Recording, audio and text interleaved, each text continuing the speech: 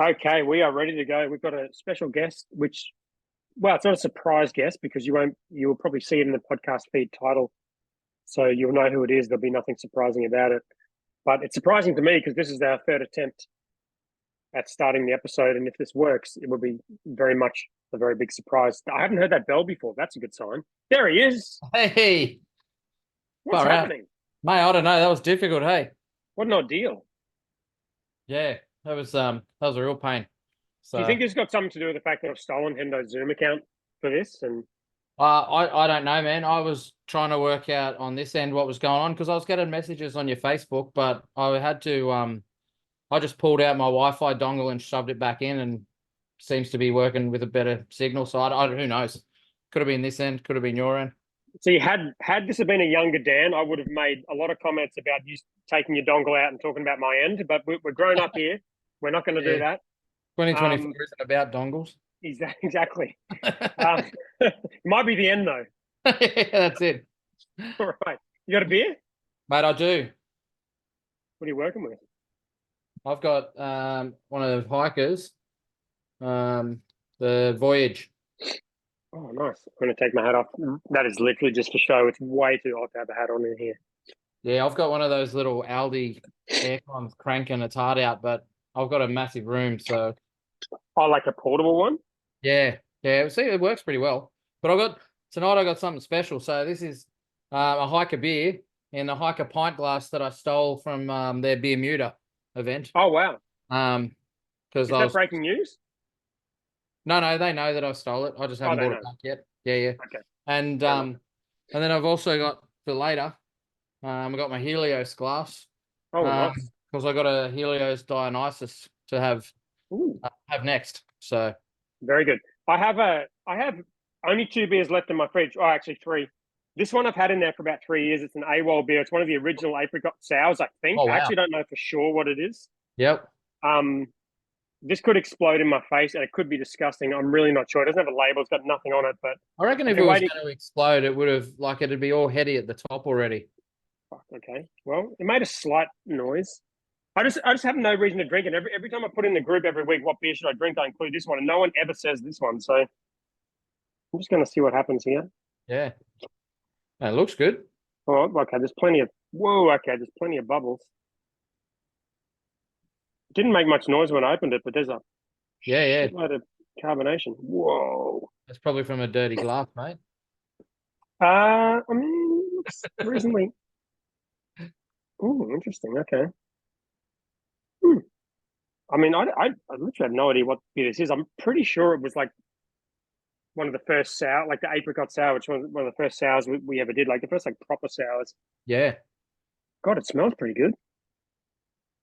Okay, I'm gonna have a little sip of this if I can get to any beer. Actually wait, we gotta get a photo first. Let's do the. Oh, my hair's out of control. Let's do You the want me to take a hiker photo? beer. Do you want me to take the photo and send it to you, or what am I doing here? I'll just do a screenshot, but just hold your beer up and then Okay. make sure you get the hiker brand in there because we'll probably be talking about them tonight. Oh yeah, we'll definitely be talking about them. Okay, that'll do. All right, I'm tasting this beer. All right. Oh man, it smells good.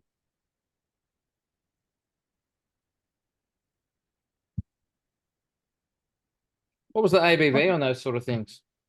I have literally no idea, and we didn't know either. Like we would put them in the barrels and then we'd taste them every 2 or 3 months. Once they started tasting okay, we'd generally put them back in, take them from AWOL over to HQ, and either blend them with something else Yep. or kind of carb them up and package them. Yep. But this one, it wasn't in the barrel for that long. Like it might have only been in there for 6 months or something, but it's just been sitting in the bottle this entire time. So it's probably not improving. I think it's Yeah, actually unless like they it's were lost like a fair bit of that flavor. To be honest, it tastes good, but I can't really get that much apricot anymore. yeah, the only like I don't know that it'd improve. Like if Brett was in there, then Brett will just keep charging at it.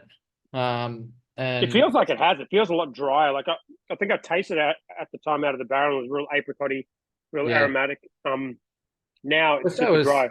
if that was your first AWOL one, how many years was that? That'd be It's a long time ago. yeah. Yeah, yeah. I have no idea what the AB. I mean, it can't be that much higher than what it was when I went in there. But and they weren't super high. They were sort of 5, 6, 7% most of them. Yep. Fuck, I'll find out. Yeah. Better than the homebrew last week at 10%. Oof. Yeah. How else you been, mate? Yeah, good. What's been happening with you? So people listening, you're not Hendo. No, You I'm not don't look Hendo. like Hendo. No, but I reckon I've probably been a co-host more than anyone else. I was wondering that. Yeah. You probably would be. I think me and Leon are probably Yeah. two most frequent. Yeah. And this week's timely because, well, not this week, but your beer launch is coming up in Saturday week, right? Yes. Yeah, for Yeah. on Gab's Hottest 100 countdown day.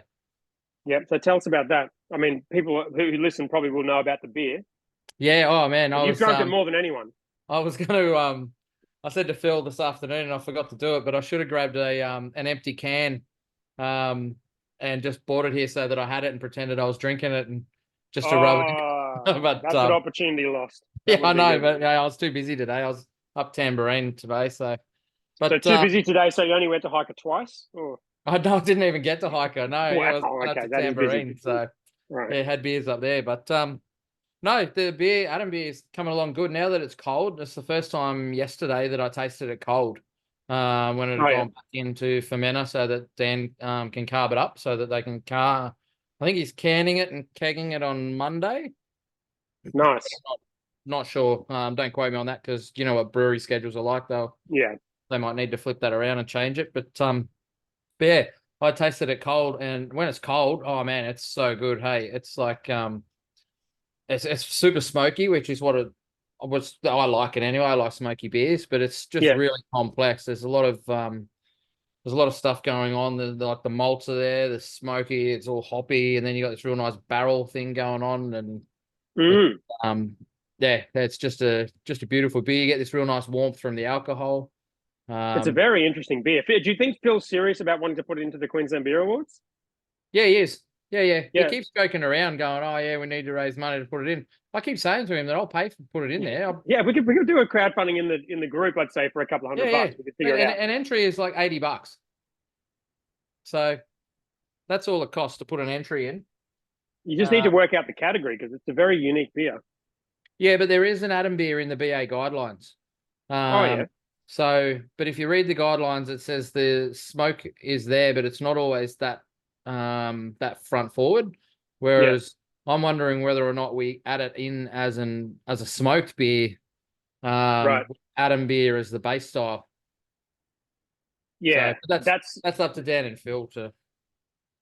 Yeah, Hendo could help with that too. He knows that stuff backwards. He'd be right up there. Well, except the fact that he's not turning up to the actual day. So no, and he won't be back until after you've needed to submit the awards anyway. So no, fuck Hendo then. Yeah. How about that? I don't think he listens to this shit anyway.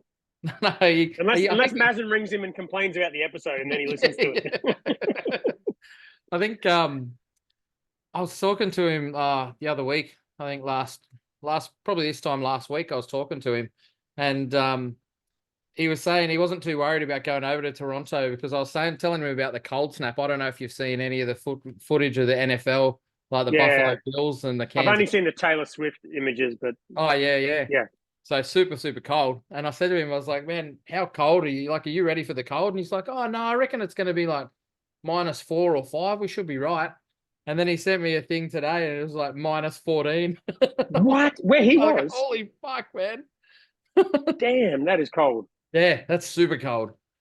Jeez, yeah, they get the extremes over there, right? Proper. Yeah, and I don't mind the cold, but I much prefer the warmth. So.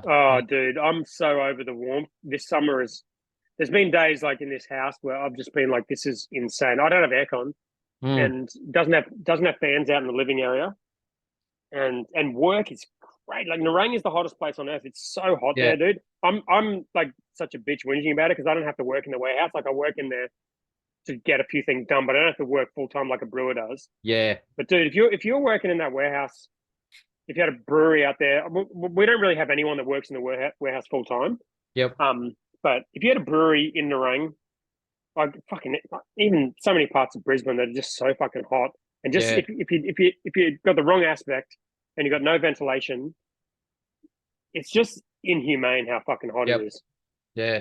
Hey, how is your coffee thing going? When's the launch? Like, how far away is it? Are you excited like that it's coming up, or are you frustrated because it's like you want it to happen faster than it is? Or Yeah, a little bit. To be honest, like it's like when you buy a business, it's very different to when you start one. Like when you start a business, the biggest unknown is you don't know if anyone's going to become a customer. You know, yep, like that's what you don't know. But when you buy a business, you inherit a bunch of customers. So like your biggest thing is like, are the staff going to hang around? Are the customers going to hang around? Um, and I bought a family business, and the mm, family basically have all left. yep, Um, and so I've just had like a lot of the challenges. Like the rebrand stuff is happening gradually, and it's slow because you have to get the product, the packaging from China. Or you know how it is yep, yeah, with yep, that kind of stuff. Um, but you get bogged down in not bogged down, but like there's a business to run. There's work to do. You know what I mean? Like yep, you have to pick orders. You have to serve customers that come in. There's wholesale deliveries that need to happen, and there's only one driver, and you have to do the deliveries yourself, or like whatever it is. There's like a yeah, business to run, which is 90% of what you're doing, and then like 10% is trying to think about what to do and to kind of build it and to rebrand it and all that. But yeah, I really like it. I'm sort of I feel reasonably optimistic about having a coffee business. yep, Although you still have the same fears that I always had with having a brewery, where you're just kind of like, at the end of the day, everything we do is a luxury, really. yeah, And you think about the economy and all the challenges of having businesses like this. Coffee is, I will say, it's not even close to as hard as beer when it comes to like having, you know, making a product, selling a product, marketing a product. I don't want to sound like an asshole and say it's easier, but just from the product point of view, beer is so fucking complicated. There's so yeah, many things that can go wrong. yep, Like it's almost impossible. It's almost impossible to create a beer at scale and give the drinker the same experience. You know, as soon as you venture out from being a brew pub, anything bigger yep, than a brew pub, your product is going to be different to the customer. You yeah, know, and the further you go, the more different it is. yep, And so few breweries have been able to actually nail that. yeah, yep, And with all the competition and the chat, it's a really really tough industry. Coffee, at least, it's a shelf stable product. It's yeah, you know you're not adding as much value to the process when you're roasting your coffee yep, as you are with the brewery, but it's easier, it's more predictable. The problems to me seem less challenging because I've had a business much bigger than the current one. yeah, So they're all positive, and the industry as a whole is quite positive and good. And it's nice having like it's having work that happens at the start of the day as opposed to the end of the day. To me, is a really nice change, yeah, and it's yeah, probably a personality thing. But like, especially when you're older and you've got kids, like if all of the people are consuming your product at the end of the day, it basically means that there's always work to do at the end of the day. yeah, Whereas my industry, 70% of the consumption happens before 11 a.m. yep, So it's kind of working early, emergency stuff outside of hours, but it's a nice, healthy kind of way of life. yeah, So there's a lot of positive, but yeah. hmm. Yeah, it's Hey, pretty cool. I like the crafty pint thing they did about you. That was cool. Oh, that was cool. Yeah, James reached out to me last week, and said that that's what they wanted to do some things with a few people. Um, it's probably it's probably to shut me up, or just to get me to some degree because I'm emailing them all the time with harebrained ideas or can we do this or what's happening here sort of thing. Can you So please tell that dude to start a podcast? I've been telling him that for like 10 years. yeah, mate, it'd be excellent, wouldn't it? He's the guy. He's got to do it. Yeah, He's just got to yeah, do it. I will yep. volunteer like my time to help out anything, whatever. Yep. Yeah, I agree. I'd love to talk to him on a podcast. He was we might be getting him on ABV to talk about local beer day as Yeah, well at some point, but it won't be a interview sit down and drink beers one because it'll be like a Zoom one because he'll be in Melbourne still. But yeah. yeah, but yeah, looking forward to being able to do that with James. So that'd be cool.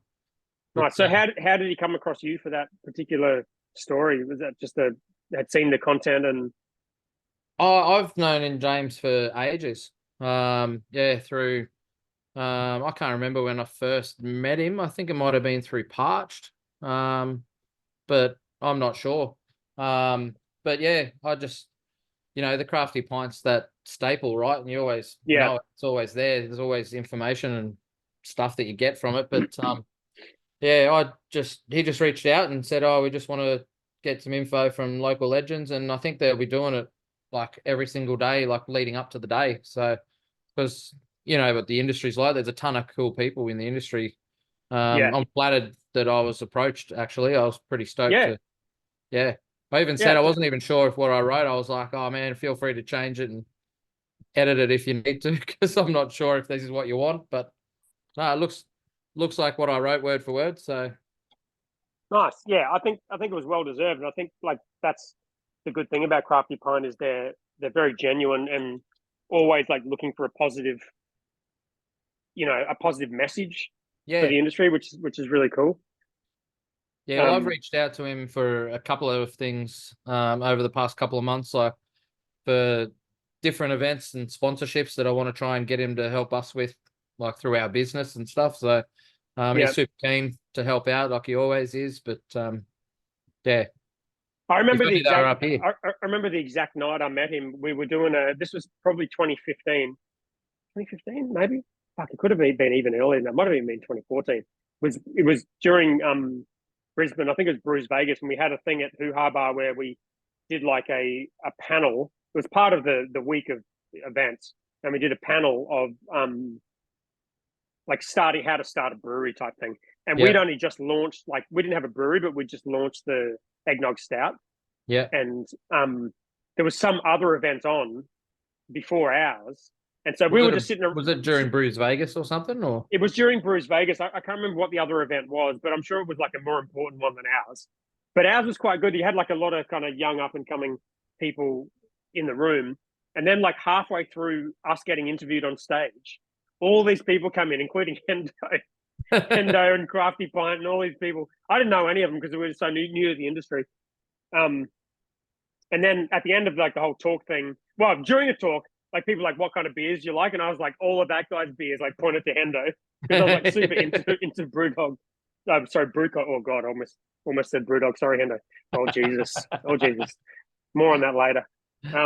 So yeah, Brewdog beers. But yeah, but then after that thing, I was just talking to some dude in the crowd. I had no idea who it was, and we're talking about like ayahuasca and all this, like talking about like the Joe Rogan podcast and all of these interviewers they have about psychedelics and all this kind of yeah, shit.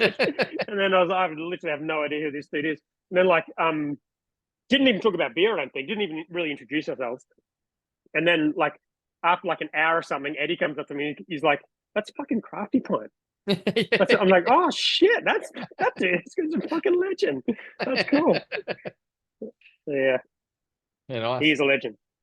Yes, yeah, definitely. Yeah, it was pretty cool. So yeah, obviously flattering too. So it was good. Yeah, very good. Well deserved. All right, so onto the docket. So we've got the first item is there any Adam beer left? That should be a quick one because you of all people will know the Yes. answer to that one. Yeah, look, yeah, there is. There's heaps left. There's more than 300 liters because it's above the sample port. So Nice. and that was Phil's words, and I tried to drink it down to the sample port, but I wasn't able to. Phil kept How on. hard did you try? Not that hard. It's a beer for everyone. It doesn't have to be me. And That's also, fair. I think there's it still seems like there's some confusion out there because I think people don't realize that Adam beer is an actual beer style. It's not named after me, and some people are writing it as Adam What's both? beer. It's 2 words. And yeah, I mean Yeah, yeah. it's not, there is an actual style. So yeah, look it It's a up in the very beer complicated guidelines. collaboration because it's a Oh, super. style. It's an Adam Shell beer. It's a Boss and the Brewer collab. It's a Hiker collab. Yep. It's a barrel aged beer. It's a smoked beer. Yep.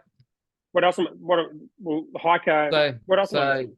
yeah, it's just, well, so an Adam beer is a strong, dark, hoppy, barrel aged, sometimes sour, Oh, smoky, sour. Yeah, yeah, yeah. stout sort of beer. So yeah, it's super complex. It's not the sort of beer like that you're gonna sit down and have 3 pints of in a session. Like it's, Unless your name's Adam Shell, in which I mean, I'll case give it a crack. I will be there on the day, giving it a good nudge. But unlike Hendo. unlike Hendo, yeah, Yeah, yeah, yeah. What was he thinking? Flying, saying that he's going to be on an airplane at that time. selfish. Fucking Yeah. selfish. All right. So first news story I've written my own headline here. Brewdog fights back against fake news. Um, so here's the thing, right? Yep. There's a whole bunch of press about the fact that Brewdog have slashed wages Oh, and yeah. all of this shit. And I I'm concerned that every single time a news outlet writes an article about Brewdog, they get a whole bunch of clicks, a whole bunch of publicity, the story goes viral, and the whole thing is like, okay, Brewdog are fucking around their staff, and the news agency makes money. Yep. That's how mainstream media works now. It's Yeah. basically Yeah. click driven, marketing driven bullshit 100%. activity. And I I look, I put a link in here in the show notes to James Watt's LinkedIn, which Yep. obviously is one person's perspective, and it's not the source of truth either. It's one person's view of things. Um, and I think it's worth looking at. I think every time there's a Brewdog controversy, it's worth thinking about like what is the actual truth, what are the actual facts, and what is the other side of the story. And so I always read his LinkedIn when I see some story, and more often than not, I will think, you know what, Yeah. Brewdog have put their they've moved away from this real living wage thing where they didn't put wages up by 26%. Yep. If I could list the amount of breweries in this country that have put their Oh, taproom staff wages up by more than 26% of the 12 months, it would be fucking zero. exactly. 100% it would be zero. Yeah. So in the end of the day, the news really is only that Brewdog have put their staff wages up. It wasn't as much as they thought they would a year ago. Yeah. And that's enough for it to be this massive international headline about how they're fucking over their staff and how they've reduced wages and all this other made up bullshit. Yeah. To me, when I read it, like it just seems like they've given it a good go and they've done what they can. And that's where it is. Like, as he said, I think that this one, sometimes they do just sensationalize it. And this one, I think for me, is just a bit too much. Like they've tried to do what they can, and especially for their workers and stuff, especially after their past headlines, they had to be cutting people's wages down to something shit. They wouldn't do that. Otherwise, Yeah. there'd be a massive exodus of Brewdog staff just Well, disappearing. But that's the thing that I think is important is like if you think about every time you get these headlines, people will automatically think, okay, I'm going to trust this news source that used to tell me the news when I was a kid. yep. I mean, less and less people believe that these days, but there's still people out there who will see a headline on news.com and just believe it because it says the word news in it Yeah. and not realize that it's just a business. It's a fucking Mm. business. And it's the grossest business of all, just like destroying people's lives for clicks. Yeah. And they'll just disregard their own experience. And like I've never heard a bad word about Brewdog in Australia in terms of actual experience, actual Yep. product, actual experience. People have worked there, people have been there. I've been to three of their venues, two or three of their venues. I've drunk beers they've had. I've spoken to staff there. I know people who who've worked there. There's literally just never been a bad thing said about the place. Yeah. Yep. And so I don't understand why people will read a headline and be like, oh yeah, fuck yeah, let's pile on, Brewdog sucks, when the experience tells you otherwise. Yeah. It seems like a fucking great place. I agree. It I think too it's an easy win and it's an easy win for the media. Like they know, as you said, it's just 100%. those clickbait things. They can go, oh, we just need to say that, and the way that we've portrayed these guys. I mean, there's always the villains in the media. They're always going to be the villains. Yeah.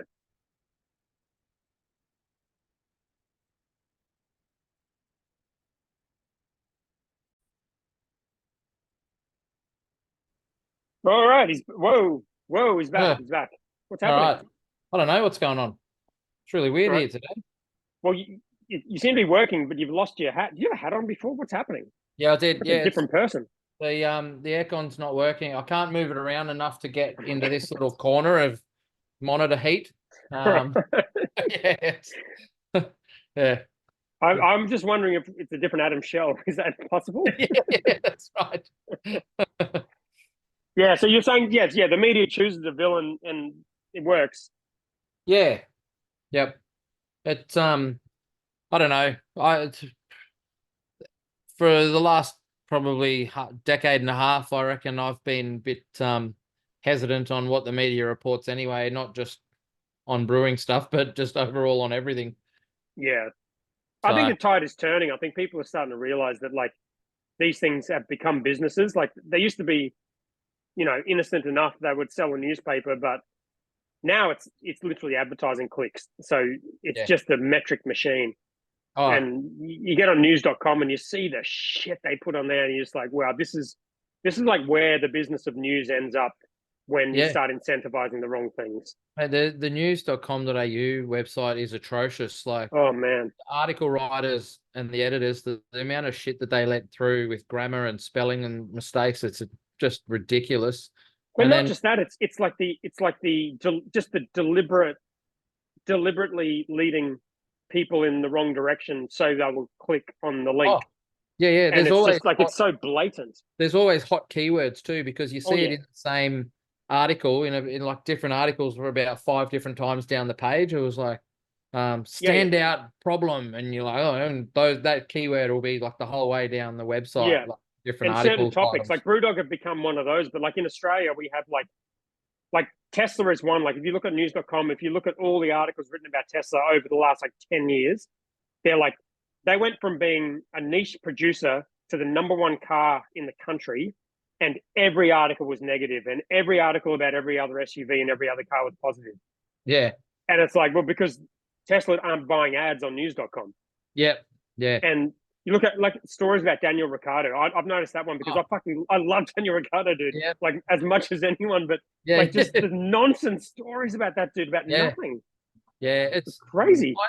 I see a lot of stories as well, like 2 or 3 days, unless it's a breaking headline. I see the news that comes up on the news.com.au website 2 or 3 days before on like TikTok or Instagram, Oh yeah. uh, or Twitter, well before, which is a Oh totally Twitter. news story. And then it ends up on fucking news.com.au, like this negative bad shit thing that's just being hammered. And you're just like, this doesn't make sense. Yeah, that's so behind. I saw a tweet during the week from Wall Street Journal, and the tweet was Mr. Beast gives up on X because he can't monetize it well enough. And it was literally like the same day that Mr. Beast released his first full video on X/Twitter. Yeah. And he'd released the video, and you could see communications with him and Elon Musk. It was like, I'm releasing this video. We'll see how it goes. Elon replied, thanks for releasing it. He reshared it. That happened. And then in the Yeah. afternoon, Wall Street Journal tweeted a story saying Mr. Beast will not share on Twitter because there's no money there. It's like it's just like it's another fucking world they live in. Yeah. Yeah. Um, Because they know that the actual masses of people don't use all of those tools. And I mean, I have people that still tell me that TikTok is for teenage girls dancing, and it's so much not that. It was actually, I think last week, it was the number one search engine in the world. It overtook Google for a bit. So TikTok is like, yeah, it's insane how much. TikTok is also crazy though. Like if you think about incentives, like when you have a platform, it's not just TikTok, it's all the platforms now that are mm, so video friendly. Like when you have a platform that will only deliver you the content that it knows you will consume, then you have a whole other series of problems. You know what I yeah, mean? Like you have this like AI, it's like AI generated, like force feeding people they, what they deep down want, but don't actually like working against not mm. wanting. You know what I mean? Hendo did his first TikTok video the other day. Oh, really? I saw it this morning. I was scrolling through, and I was Okay, wait a like, second. I'm gonna add this to fucking Adsy reacts. yeah, I've Let's already seen it. well, you can react. Yeah, We'll yeah. both react. He said to me, he goes, "Oh, so you saw my first TikTok because I liked it, obviously." I And haven't seen it.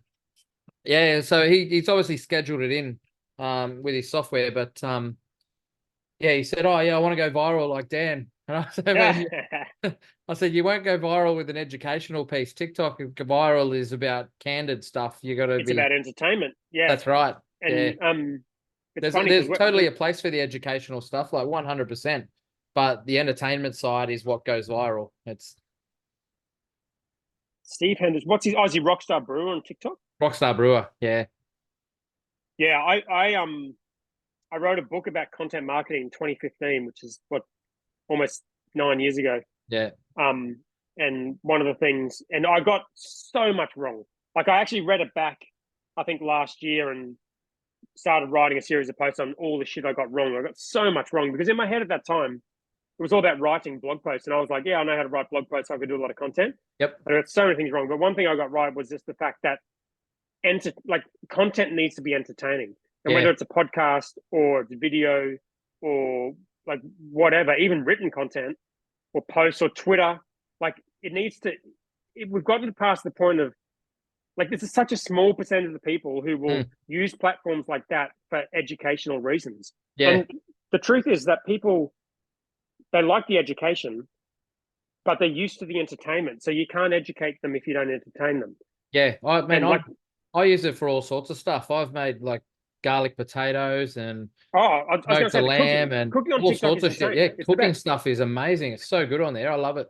But there's a lot of tools that you can use, right? But it depends on how you utilize them. And yeah, it's not just TikTok. There's the whole landscape has changed. Like Instagram has changed their algorithm. Meta is trying to change Facebook as well to be a lot more showing you content like the way that you expect it to be rather than how they used to show it.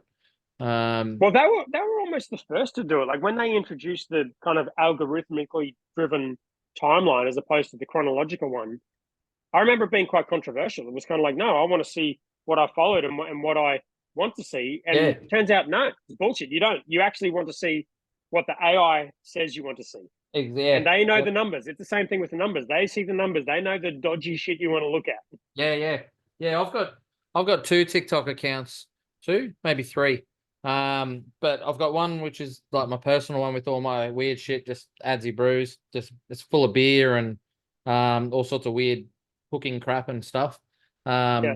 But then my other one, I've started for my New Year's resolution. It's not a resolution, but I thought every year what I'm going to do instead of having a resolution, I'm just going to teach myself something over the entire year that I've This is a Mark got. Zuckerberg thing. You get that from him, or No, I maybe this is subliminally, I don't know, but subliminally? Yeah. This is what yeah, he does. yeah, He chooses like a new hobby each year and like tries to get yeah. good at it. So I've decided I want to learn how to sing. So I've got this. I saw that. I saw that. Yeah. Yeah, and I've been practicing at home. It's hard to do updates on that because there's only so many times I can sit in front of the camera and go la la la la, do that sort of stuff. But for me personally, like I'm driving around singing in my car, like people must be next to me at the lights going, "What the fuck's wrong with that dude?"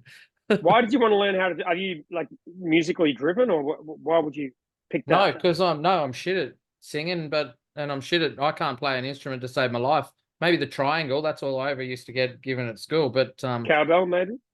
Stretch. yeah, man. Yeah, but I used to say because I played the triangle, I used to tell girls when I was in primary school, I used to tell them, yeah, I'm in percussion, which is the drums.